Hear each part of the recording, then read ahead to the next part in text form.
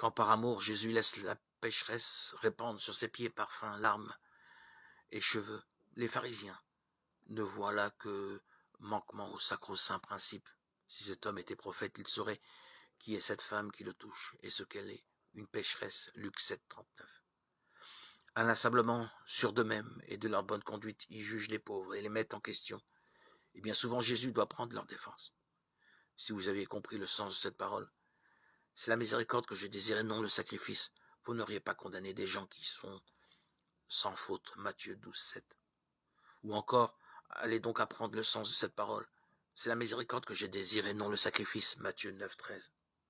Et pourtant, quelle délicatesse dans l'attitude de Jésus pour tenter de les ouvrir à l'amour. Il s'acharna à expliquer que ceux qui se scandalisent de l'amour de Dieu pour les pécheurs se coupent de lui par leur complaisance en eux-mêmes. Ils restent murés dans leur suffisance, alors que les pécheurs qui font pénitence reçoivent le pardon. En vérité, je vous le dis, publicains et prostituées entreront avant vous dans le royaume de Dieu. Matthieu 21, 28, 31, Luc 7, 41, 43.